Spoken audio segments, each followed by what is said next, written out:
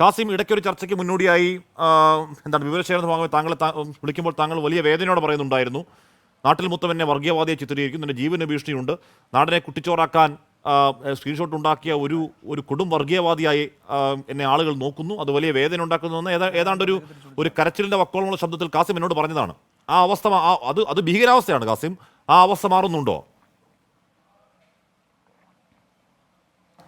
തീർച്ചയായിട്ടും ഇത് വ്യക്തമാക്കലോടുകൂടി പോലീസ് കൊടുത്ത റിപ്പോർട്ടിൽ ഇപ്പോൾ കൃത്യമായിട്ട് നമുക്ക് മനസ്സിലാവുന്നത് ഞാനല്ല എന്നുള്ളത് തരത്തിലേക്ക് വന്നിട്ടുണ്ടെങ്കിൽ പോലും ഞാൻ നേരത്തെ സൂചിപ്പിച്ചതുപോലെ തന്നെ റിബേഷിലേക്ക് എത്തി നിൽക്കുകയാണ്. റിബേഷ് എന്തുകൊണ്ട്, റിബേഷിന് ശേഷം ഇതാരി എന്നില്ലെങ്കിൽ റിബേഷ് അല്ലെങ്കിൽ ഇതാരി, റിബേഷ് എന്തുകൊണ്ട് ഞാനല്ലെങ്കിൽ ഞാനത് ചെയ്തിട്ടില്ല എന്ന് റിബേഷ് പറയണം. റിബേഷ് പറഞ്ഞിട്ടില്ല.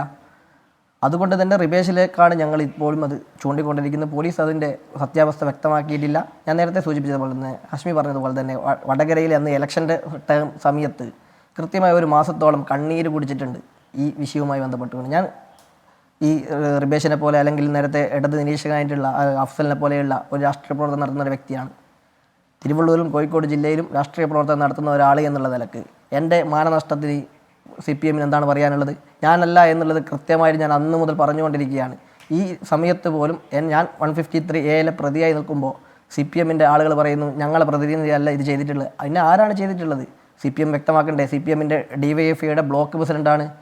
ഈ വടകരയിൽ ഇതിന് വർഗീയ ധ്രുവീകരണം ഈ പോസ്റ്റ് വന്നതിന് ശേഷം 28-ാം തീയതി മുതൽ ഒരു മാസത്തോളം വടകരയിൽ പരിപാടികൾ സംഘടിപ്പിച്ചത് DYFI മുന്നോട്ട് പോകുമെന്ന് കാസിം കരുതുന്നുണ്ടോ എന്ന് പറഞ്ഞാൽ ഇത് ആ പരിപാടി നടത്തിയിട്ടുള്ളത്? അല്ല, കാസിം ഇതുമായി ബന്ധപ്പെട്ട് പോലീസ് സ്റ്റേഷനിൽ കയറിയിറങ്ങായിരുന്നു. കാസിമും പാറക്കൽ അബ്ദുള്ളയും, ഒരുപക്ഷെ കാസിമിന് സഹായമായി പാറക്കൽ അബ്ദുള്ളയും നടത്തിയ നിരന്തരമായ ഇടപെടലാണ്. എന്ന് പറഞ്ഞാൽ ഏകദേശം ദിനേനയെന്നോണം പോലീസ് സ്റ്റേഷൻ കയറി ഇറങ്ങുകയും അവിടെ പോയി കാര്യങ്ങൾ പറയുകയും കാര്യങ്ങൾ പരാതിപ്പെടുകയും സമരപ്പെടുകയും ഒക്കെ ചെയ്തതിൻ്റെ പശ്ചാത്തലത്തിൽ പോലും പോലീസ് ഒന്നും ചെയ്യാതിരിക്കുകയും കോടതിയിലേക്ക് പോവുകയും ഒക്കെ ഇപ്പോൾ അതിൻ്റെ പിന്നിൽ ഞാൻ പറഞ്ഞു വന്നത്, അതിൻ്റെ പിന്നിൽ കാസിമിൻ്റെ സംഘടന എന്ന് പോലും ഞാൻ പറയില്ല, കാസിം എടുത്ത വലിയ എഫർട്ടുണ്ട്. ആ എഫർട്ടിൻ്റെ ഭാഗമായിട്ട് ഈ റിപ്പോർട്ടെങ്കിലും കോടതിയിലേക്ക് ഇപ്പോൾ എത്തുന്നത്. ആ എഫർട്ട് തുടർന്നാൽ മാത്രമേ റിബേഷിന് നടപടി ഉണ്ടാവൂ. ഇല്ലെങ്കിൽ ഈ പോലീസ് റിബേഷിനെ പ്രതിയാക്കുമെന്ന് താങ്കൾ കരുതുന്നുണ്ടോ?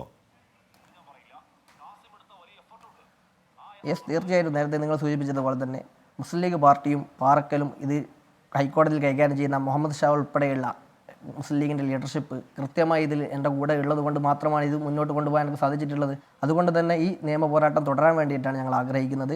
ഇതിൻ്റെ ആളുകൾ ആരാണോ ഇത് പ്രചരിപ്പിച്ചത്, റിബേഷിലേക്ക് എത്തി നിൽക്കുന്ന ഒരു സാഹചര്യത്തിൽ ഇത് റിബേഷാണ് എന്നുള്ളതാണ് വ്യക്തമാക്കുന്നത്. ഞാൻ നേരത്തെ സൂചിപ്പിച്ച് വന്നിട്ടുള്ളത്, വടകരയിൽ 28-ന് ശേഷം വടകരയിൽ നീണ്ട വർഗീയ പ്രചരണം നടത്തി എന്ന് പറഞ്ഞുകൊണ്ട് UDF വർഗീയ പ്രചരണം നടത്തി എന്ന് പറഞ്ഞുകൊണ്ട് LDF എന്താക്കിയിട്ടുണ്ട്, പ്രചരണങ്ങൾ നടത്തിയിട്ടുണ്ട്. ഞാൻ വർഗീയവാദിയായിട്ടും ഷാഫിയെ വർഗീയവാദിയാക്കിയൊക്കെ ചിത്രീകരിച്ച് പ്രചരണങ്ങൾ നടത്തിയിട്ടുണ്ട്, പൊതുയോഗങ്ങൾ നടത്തിയിട്ടുണ്ട്, പ്രകടനങ്ങൾ നടത്തിയിട്ടുണ്ട്, ജാഥകൾ നടത്തിയിട്ടുണ്ട്. ഇതൊക്കെ തള്ളിപ്പറയാൻ ഇവിടെയുള്ളൊരു വിഷയം എന്ന് പറയുന്നത്, ഈ പരിപാടികൾ സംഘടിപ്പിച്ച സംഘാടകനാണ് ഈ സമയത്ത് നമ്മുടെ പ്രതിപട്ടികയിലേക്ക് വരണമെന്ന് നമ്മൾ ആഗ്രഹിക്കുന്ന റിബേഷ് ആണ് ഈ പരിപാടികൾ സംഘടിപ്പിച്ചത് എന്നുള്ളതാണ്. അവിടെയാണ് ഇതിൻ്റെ രാഷ്ട്രീയം കേരള സമൂഹത്തോട് നമുക്ക് പറയാനുള്ളത്. ഒരു ഭാഗത്ത് ഒരു പരിപാടി നടത്തുക, ഒരു ഭാഗത്ത് വർഗീയത പ്രചരിപ്പിക്കുക, ഇത് രണ്ടും നടത്തുന്നത് ഒരേ ആളുകൾ എന്ന് പറയുമ്പോൾ കേരളത്തിന് അപമാനകരമായിട്ടാണ് CPM മാറിക്കൊണ്ടിരിക്കുന്നത്. വടകരയിലുള്ള പൊതുസമൂഹത്തിനോട് CPM മറുപടി പറയണം, CPM ഇതിന് മാപ്പ് പറയണം. കാരണം ഇത് ഞാനല്ല എന്നുള്ളതിൻ്റെ തുടക്കം മുതൽ ഞാൻ പറഞ്ഞുകൊണ്ടിരിക്കുകയാണ്. അത് ആവർത്തിച്ച് പറഞ്ഞിട്ട് പോലും ഇത് കേസെടുക്കാൻ പോലും പോലീസ് തയ്യാറാകാത്ത സാഹചര്യത്തിലാണ് ഹൈക്കോടതിയിൽ ഞങ്ങൾ സമീപിക്കുന്നത്. ഹൈക്കോടതി ഇടപെട്ടുകൊണ്ടാണ് ഈ രീതിയിലെങ്കിലും ഈ കേസിനെ എത്തിക്കാൻ ഞങ്ങൾക്ക് സാധിച്ചിട്ടുണ്ട്. നിയമ പോരാട്ടം തുടരാൻ വേണ്ടിയിട്ടാണ് ആഗ്രഹിക്കുന്നത്. ധൈര്യപൂർവ്വം തുടരൂ. ഒരാളുടെ നിരപരാധിത്വം സ്വയം തെളിയിക്കേണ്ടി വരിക എന്നൊക്കെ പറയുന്നത് കുറച്ച് ഗതികേടാണ്, എങ്കിലും അത് തുടരൂ.